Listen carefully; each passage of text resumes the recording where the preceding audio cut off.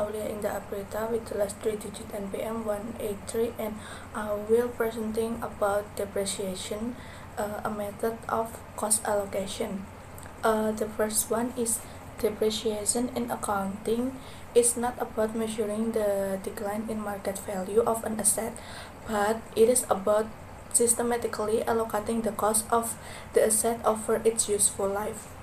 Usually, companies record depreciation as an expense because asset values may fluctuate and difficult to measure objectively. This approach helps matching expenses with the revenues that are earned during the asset's useful life. Different terms are used depending on the type of the asset: depreciation for long-lived tangible assets, depletion for natural resource, and amortization for the intangible assets.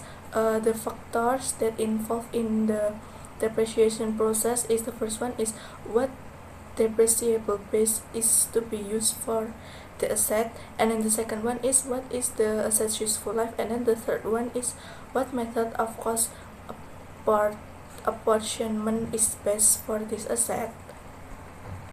To answering the first question about what depreciable base is to be used for this asset, the depreciable base of an asset is determined by its original cost and residual value.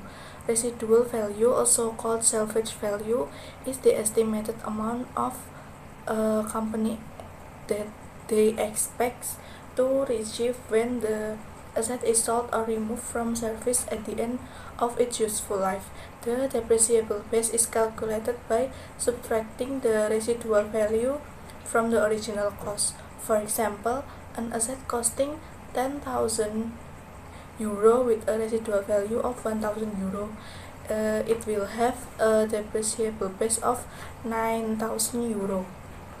There is the illustration 11.1 about computation of depreciable base. The original cost is 10,000 euro, and then it is less by residual value 1,000 euro, and then the amount of the depreciable base is 9,000 euro.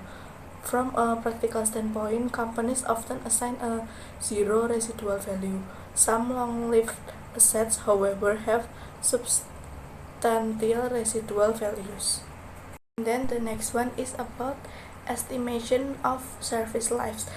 The service life of an asset may differ from its physical life. Although machinery may still function physically for many years, companies may stop using it because operating costs become too high or the asset becomes outdated. Assets are retired due to physical factors such as wear and tear, decay, and accidents, or even economic factors such as obsolescence. These factors determine the useful service life of an asset. The economic or functional factors divided into three categories. The first one is inadequacy. This is an asset that is no longer sufficient for company needs. And then the second one is supersession. It is an asset that is replaced by a more efficient asset. And then the third one is obsolescence. It is an asset that becomes outdated or less useful. Useful life is influenced by physical and economic factors. Economic factors such as technology and competition may make assets obsolete before their physical life ends, while maintenance can extend physical life. Companies usually estimate useful life based on past experience and similar assets. And then the next one is about the methods of depreciation. There are 5 methods of the depreciation, and then the first one is activity method. The activity method are also called the units of production method. It is calculates depreciation based on the asset's usage or productivity instead of the time. Depreciation is measured using output produced or input measures such as machine hours. This method is suitable for assets whose usage can be measured easily, such as cranes and machinery. There are illustration 11.3 about depreciation calculation activity method. The example is crane. The first one is we calculate the cost minus by residual value and then times by hours this year, then divided by total estimated hours, then we will get the depreciation charge. The example of this is the cost is 500,000 minus by residual value 50,000 and then divided by hours this year. The hours is 4,000 and then divided by total estimated hours that are 30,000, then we will get the depreciation charge is 90,000. The activity method is less suitable when depreciation is affected more by time than the usage, such as buildings that deteriorate over time. It is also less effective when economic factors like obsolescence reduce an asset's usefulness regardless of activity. Another limitation is the difficulty of estimating total output or service hours. However, this method best matches costs and revenues when asset wear is directly related to usage or productivity. And then the second method is straight line method. The straight line method calculates depreciation based on time rather than the usage. It is widely used because it is simple and conceptually appropriate. This method assumes the asset's usefulness decreases evenly over its useful life, making depreciation expense the same for each period. There are illustration 11.4 depreciation calculation that using the straight line method. That is the example is crane. The cost is minus by residual value, then divided by the estimated service life, then we will get the depreciation charge. The cost is 500,000 minus by the residual value 50,000, then the estimated service life is 5. It is to divide the cost minus by residual value, then we will get the depreciation charge 90,000. The straight line method assumes that an asset provides equal usefulness for each year and the maintenance and repair costs are remain constant over time.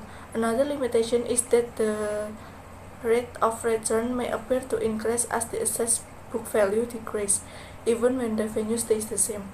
Then there is illustration 11.5. It is the depreciation and rate of return analysis. The example is crane. On year 0, there are the underappreciated asset balance or the book value.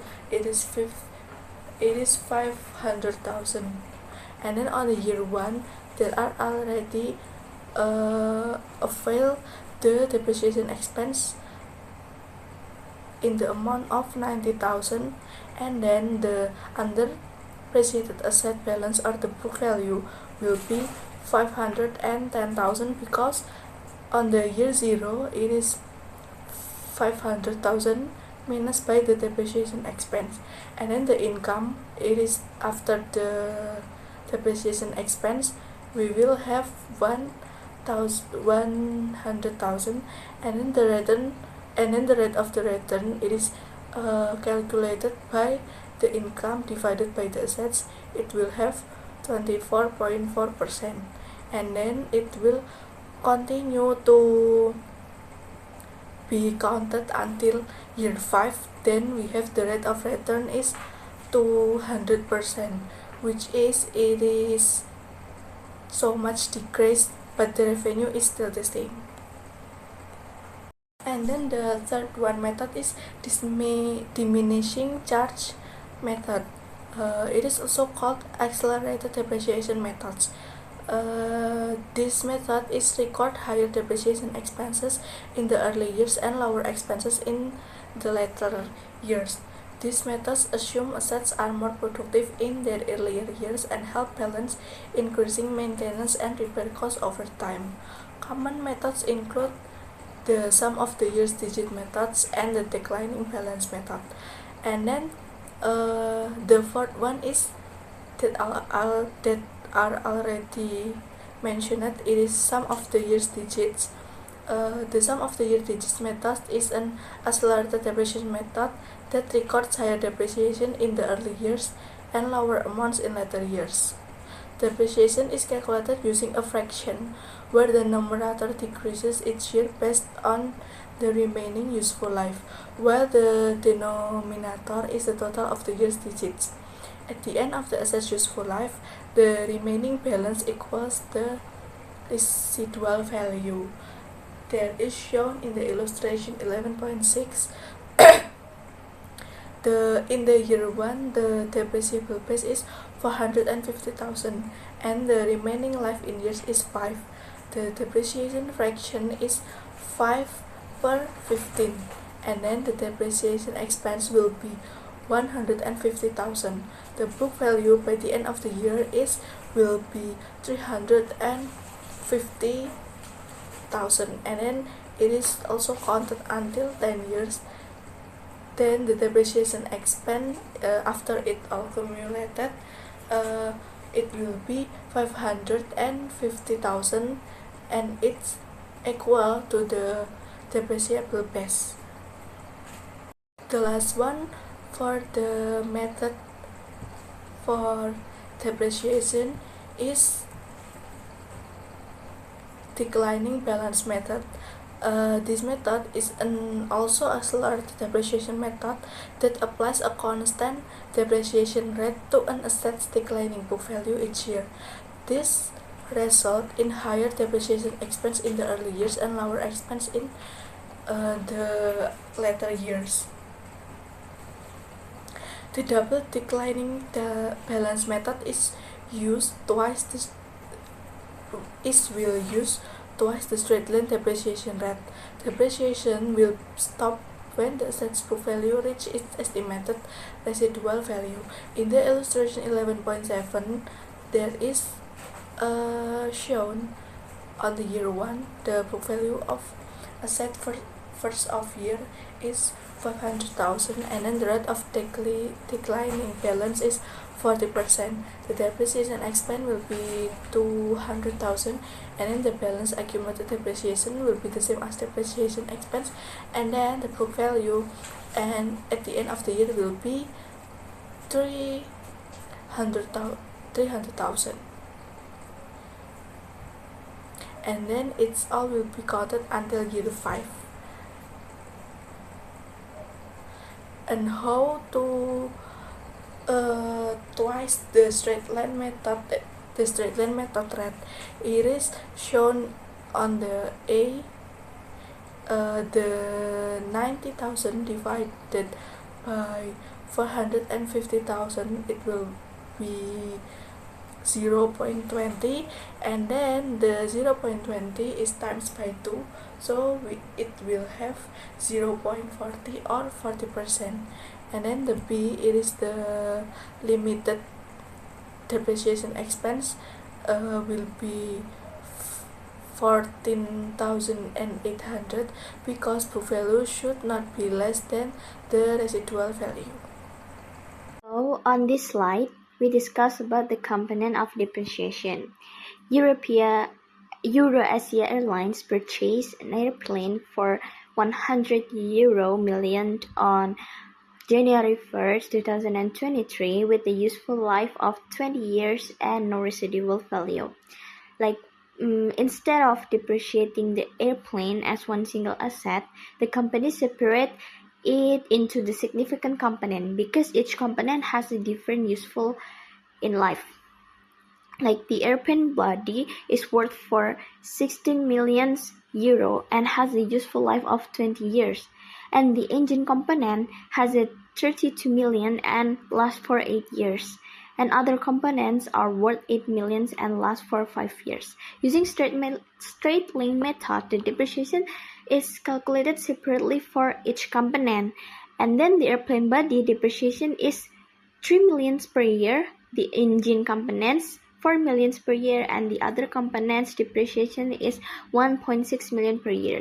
Therefore, the total annual depreciation expense is 8.6 million euro.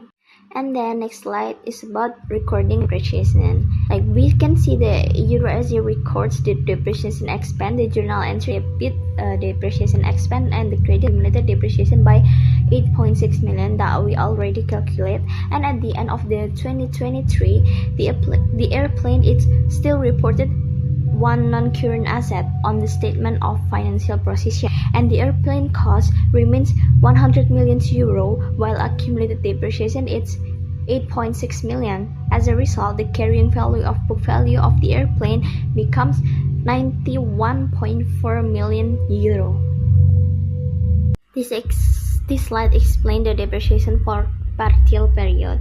Steeltex Ltd purchased a drill machine costing 45,000 euro on June 10, 2022, and the machine has a useful life for 5 years and no residual value. And under the straight line methods, the annual depreciation is calculated as 9,000 per year. So we divided the 45,000 with 5, and then we have 9,000 per year. Now, because the machine was purchased in the middle of the year, the company only recorded depreciation for 6 and 2/3 months in 2022. So the depreciation expense for 2022 is 5,000. How? The 6 per 3 divided with 12, and then we multiply with 9,000. So we have a 5,000. And the slide also compares the sum of the years digit methods and the double declining balance method for partial year depreciation. So we continue. For the 2023, the company record depreciation based on the remaining months under each accelerated depreciation methods. Using the sum of the years digit methods, depreciation for 2023 it's 3,000. Using double declining balance method, depreciation 2023 it's 3,200.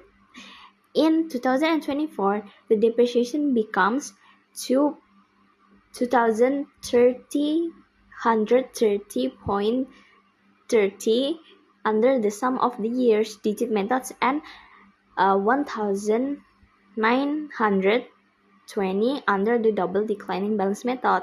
This sample shows that the different depreciation methods produce different depreciation expense over time. Next, the machine cost it's 45,000 and the annual depreciation it's 9,000 over 5 years.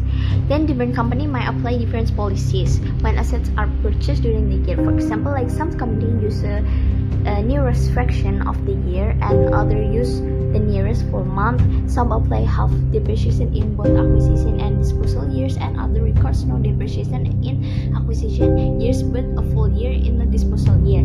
As we can see in the table, each policy results in a different depreciation allocation for each year. Now, a business starts with a planned asset for 100,000 that useful for life of 5 years, and the company earns no revenue during those 5 years. It will still record depreciation expense 100,000 each year. And how we can find that? We 500,000 divided by 5, it's 100,000. As shown in the income statement, the company reports a loss 100,000 annually because the depreciation is recognized as an expense. And after 5 years, the total accumulated depreciation equals 500,000. That meaning the book value of the planned asset becomes 0. Next, Nestle purchased machinery costing CHF 90,000 and originally estimated a useful life of 20 years with no residual value. Therefore, the annual depreciation CHF is 4,500,000 using straight line methods. And how we can find that? So we calculate 19,000 and then divided by 20 years. So we have a CHF 4,500,000. And then, however, during the year 11, the company revised the estimated total useful life from 20 years to 30 years. This means the correct depreciation should have been 30,000 per year, CHF. So, and how we can find that? CHF 19,000, we divided by 30 years, and we have 3,000. As a result, the depreciation had been overstated by CHF 1.500 each year for the first 10 years, or CHF 15,000 in total.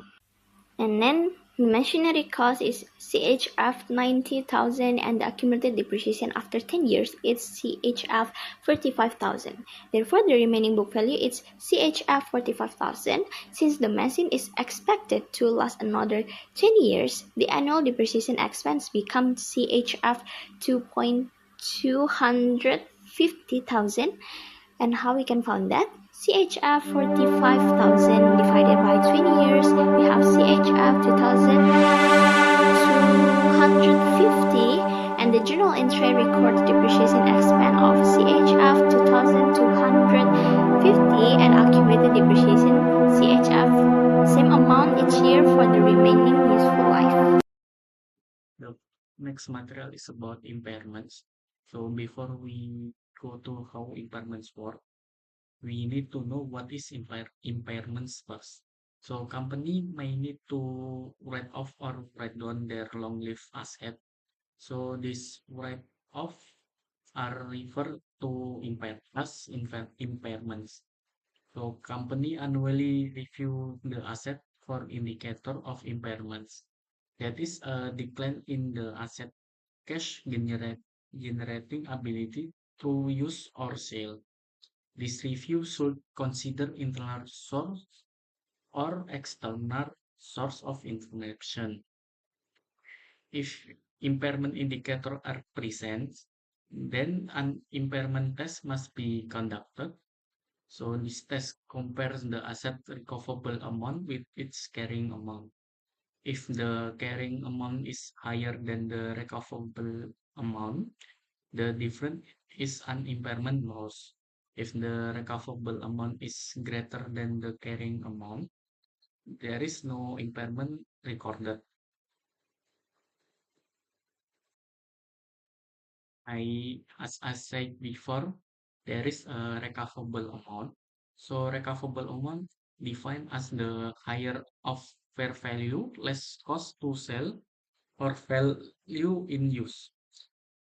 Fair value less cost to sell means that the asset could be sold for after deducting cost of disposal. And the value in use is the present value of net cash flow expected from the future use and eventual sale of the asset at the end of its useful life. And there is a picture.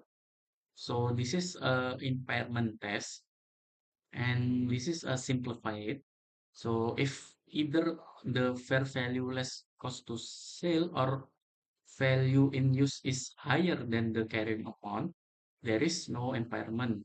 But if both the fair value less cost to sell and value in use are lower than the carrying amount, loss on impairment is occur and reported. So the next material is about reversal of impairment loss. So after recording the impairment loss, the recoverable amount becomes the basis of the impaired asset. Then what if uh, a review in the future indicate that the asset is no longer impaired because the recoverable amount of the asset is higher than the carrying amount? As in this case, the general rule related to the reversal of impairment is follow. The amount of the recovery of the loss is limited to the carrying amount that would result in the impairment had not occurred. And there is an example. The carrying amount of ton equipment at the end of 2023 would be $100,000, assuming no impairment. The $6,000 recovery is therefore permitted because ton carrying amount on the equipment is now only 69,000. However, any recovery above $10,000 is not permitted. The reason is that any recovery above $10,000 result in turn carrying the asset at a value above its historical cost. And the next material is about cash generating unit. In some case, it may not be possible to assess a single asset for impairment because the single asset generates cash flow only in combination with other assets. In that case, companies should identify the smallest group of assets then can be identified that generates cash flow independently of the cash flow from other assets. Such group, this group is usually called a cash generating unit. So for the example is Santos SPA is reviewing its planned assets for indicator of impairment. However, it is finding that identifying cash flow for individual asset is very cumbersome and inaccurate because the cash flow related to a group of assets are interdependent. This situation can arise if Santos has one operation unit that manufacture product that are transferred to another Santos business unit, which then markets the product to end customer. Because the cash flow to the asset in the machining division are dependent on the cash flow in the packing division, Santos should evaluate both division together as a cash generating unit in its impairment assessment. So the next material is about impairment of asset to be disposed. So this is only example. So Kroger on USA recorded an impairment loss of $55 million on property, plant and equipment. It no longer needed due to store closure. So in this case, Kroger report the impaired asset at the lower of cost or net realizable value. So Kroger does not de- depreciate or amortize asset held for disposal during the period it hold them.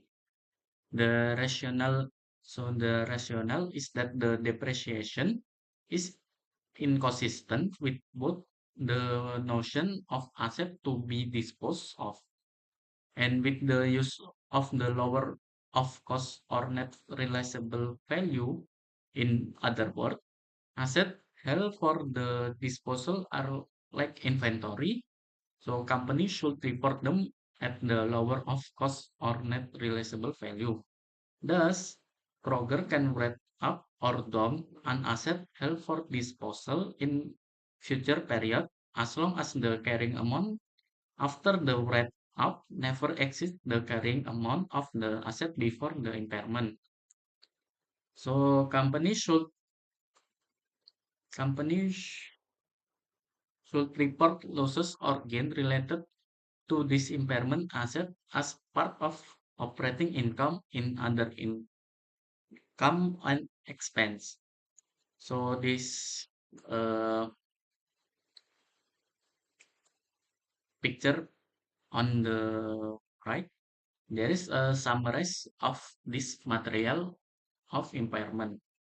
As you can see, if we do impairment test, if there is impairment, if there is no less recoverable amount, if no, there is no impairment. If yes, we gonna do the next step, which is the measurement of impairment loss, and so on. And we can continue to the next material. Hello, my name is Arkan Wansa with the NPM 223, and now we're gonna talk about depletion material. So, depletion, this material discuss the accounting procedures for depletion of mineral resources. Mineral resources have two main features. One, the complete removal or consumption of the asset, and two, replacement of the asset only by an act of nature. Unlike plant and equipment, Mineral resources are consumed physically over the period of use and do not maintain their physical characteristic. But still, the accounting problems associated with these resources are similar to those encountered with PPE. The accounting profession uses the term depletion for the process of allocating the cost of mineral resources to expense. Computation of the depletion base involves properly accounting for three types of expenditures. 1. Pre-exploratory costs.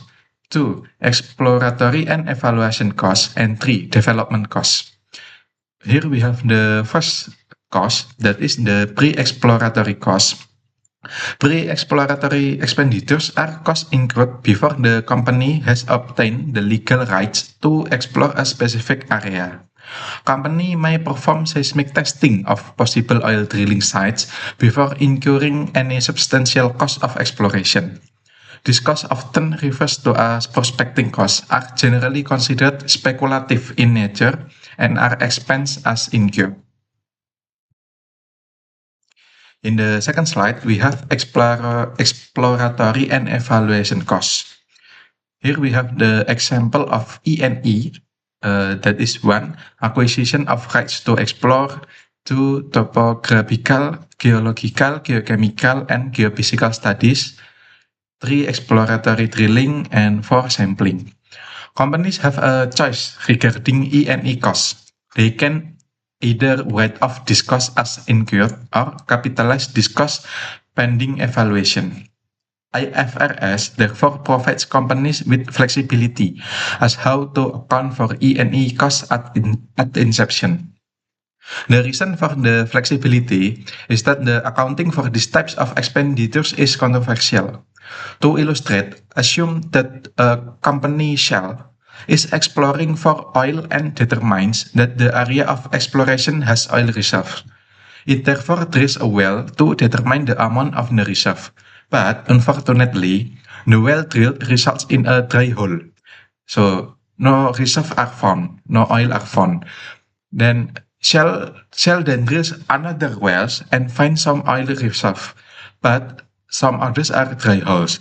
The question is, should the cost of the dry holes be capitalized, or should only the cost of the wells that find reserve be capitalized? The full cost concept or full capitalization argue that the cost of drilling a dry hole is a cost needed to find the commercially profitable wells. And successful efforts concept believe that companies should capitalize only the cost of the successful wells. The last cost is development cost. Companies divide development costs into two parts. One is tangible equipment cost and 2 intangible development costs. Tangible equipment costs include all of the transportation and other equipment needed to extract the resource and get it ready for market. Because companies can move the heavy equipment from one extracting site to another, companies do not normally include tangible equipment costs in the depletion base. Instead, they use separate depreciation charges to allocate the cost of such equipment. Intangible development costs are considered part of the depletion base.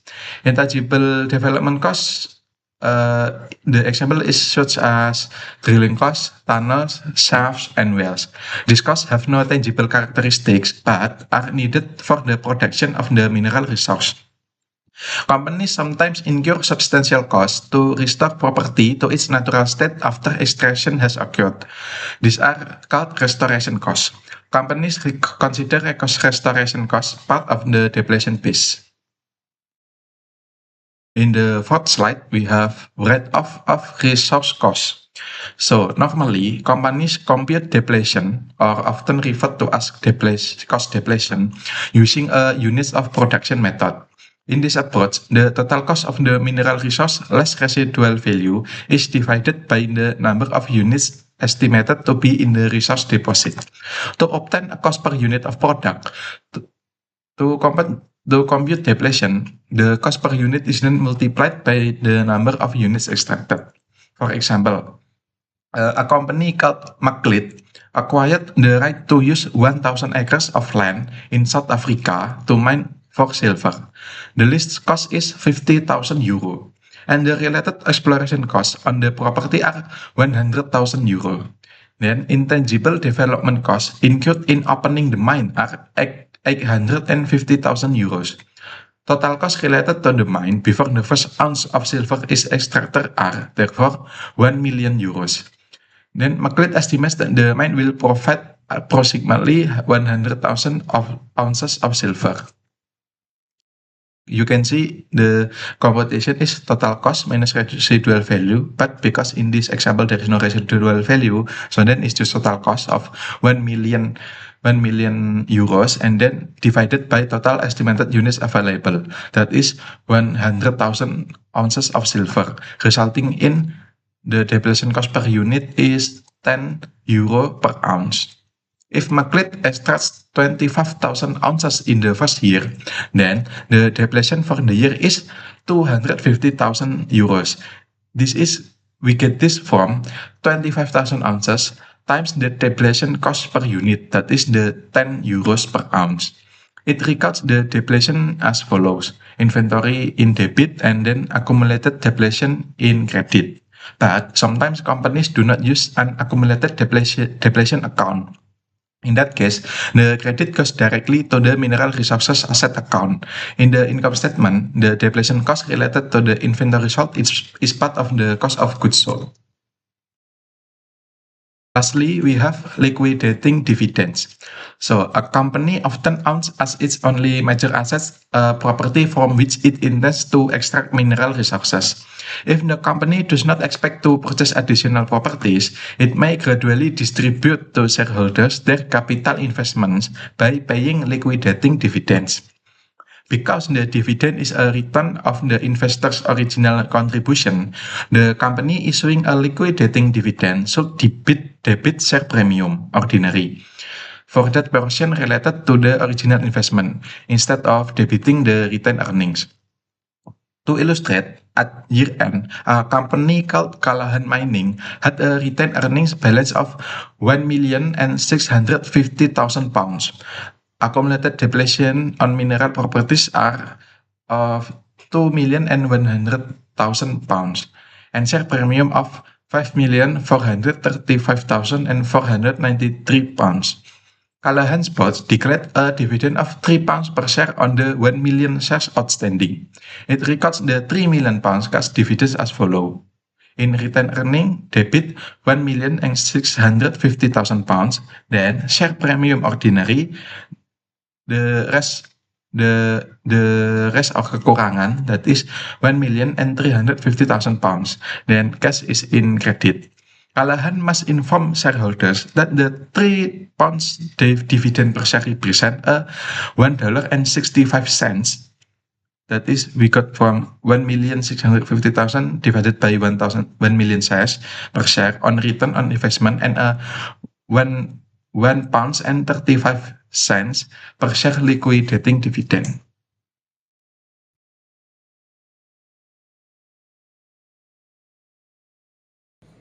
Hello everyone, my name is Pio Raditya Sukyono with my last 3-digit NPM is 175, and here we will talk about revaluations. In revaluations, there are two that we will talk. The first one is recognizing revaluations, and the second one is revaluations issues that we will talk in the future slides.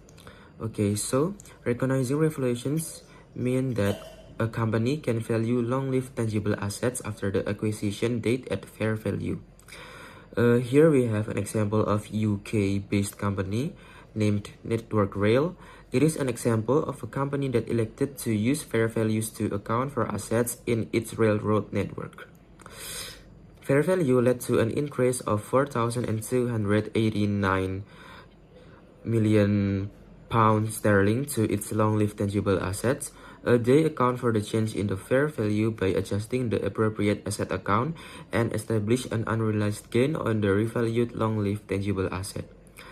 An unrealized gain is often referred to as revaluation surplus.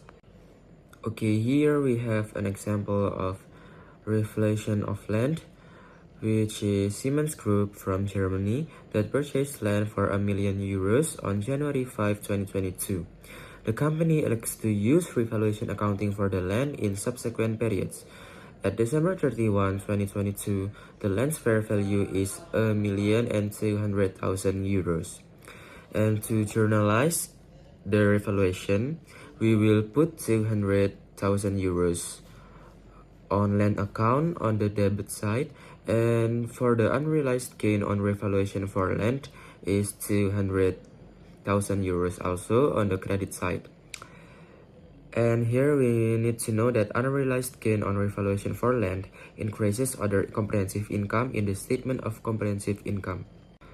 And next we have the example of revaluation for depreciating assets. The example here is Lenovo Group from China, which purchases equipment for 500,000 yuan on January 2, 2022. The equipment has a useful life of 5 years. It is depreciated using the straight line method of depreciation, and it has a residual value of 0. Lenovo chooses to revalue its equipment to fair value over the life of the equipment. Lenovo records depreciation expense of 100,000 yuan or 500,000 yuan divided by 5 at December 31, 2022 as follows. So to journalize, we put the 100,000 yuan on the depreciation expense on the debit side, and for the accumulated depreciation equipment, we put 100,000 yuan on the credit side to record depreciation expense in 2022. And then after this entry, Lenovo's equipment has a carrying amount of 500,000 yuan, which we can get by subtracting 500,000 yuan and 100,000 yuan. Lenovo receives an independent appraisal for the fair value of equipment at December 31, 2022, which is 460,000 yuan. To journalize it, we will put the 100,000 yuan in accumulated depreciation for equipment in the debit side, and then we put 40,000 yuan for the equipment on credit side and 60,000 yuan for the unrealized gain on revaluation for equipment for the credit side to adjust the equipment to fair value and record the valuation increase. And here we have the table for the statement of comprehensive income and statement of financial position, which the numbers we get from the calculations before. Okay, so first we will input the other comprehensive income, which is unrealized gain on revaluation for equipment, is on below statement of comprehensive income. The unrealized gain on revaluation on equipment is 60,000 yuan, and then we have statement of financial position. On non-current assets, we have equipment, which is 460,000 yuan, which we can get by 500,000 minus 40,000. And then we have accumulated depreciation for equipment, which is 0 by subtracting 100,000 and 100,000. And the carrying amount is 460,000 yuan. And then we have the equity. Inside it, we have accumulated other comprehensive income, which is 60,000 yuan. And here we must know that under no circumstances can the accumulated other comprehensive income account related to revaluations have a negative balance, or accumulated other comprehensive income account related to revaluations cannot have a negative balance. Okay, now we move to the revaluation issues that we have talked a little before. Here a company can select to value only one class of assets, let's say buildings, and we cannot revalue other assets such as land or equipment. However, if a company selects only buildings, a revaluation applies to all assets in that class of assets. A class of assets is a grouping of items that have a similar nature and use in a company's operations. Companies using revaluation accounting must also make every effort to keep the assets values up to date. Okay, now we have presentation and analysis. The first one is about presentation of property, plant, and equipment, and also mineral resources. A company should disclose the basis of valuation, usually historical cost, for property, plant, equipment, and mineral resources, along with pledges, liens, and other commitments related to these assets. And for depreciating assets, a valuation account is credited, or called as accumulated depreciation.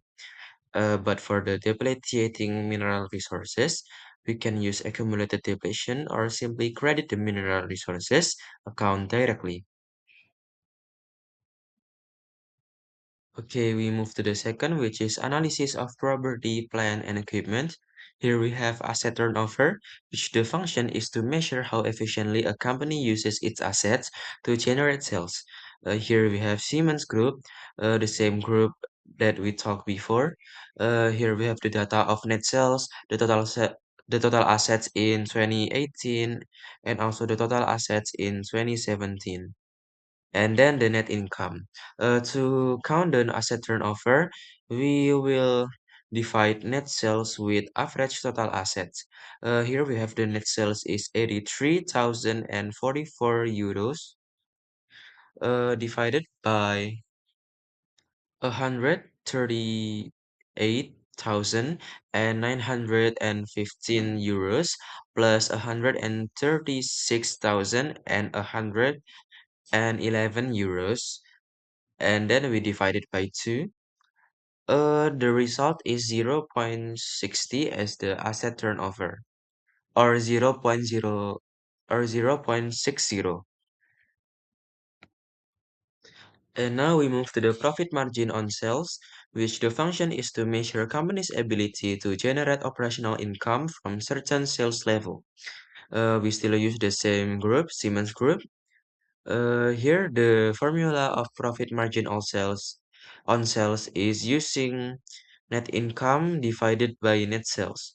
The net income is 6,120 euros divided by the net sales is 83,044 euros, which we can get 7.4%. Here we have return on assets for the last, or ROA, which the function is to measure a company's success in using assets to generate income. And here, the same, we still use the same group as before, Siemens Group. Here we have two ways to count the ROA. The first formula is using profit margin on sales multiplied by asset turnover. So, based what we got before, profit margin on sales is 0.074, and we will multiply it by 0.60, which we can get 4.4%. And then the second way is dividing net income with the average total assets. So 6,120 euros is divided with 138,950 euros plus 136,112 euros divided by 2, which we can get the same amount, which is 4.4%.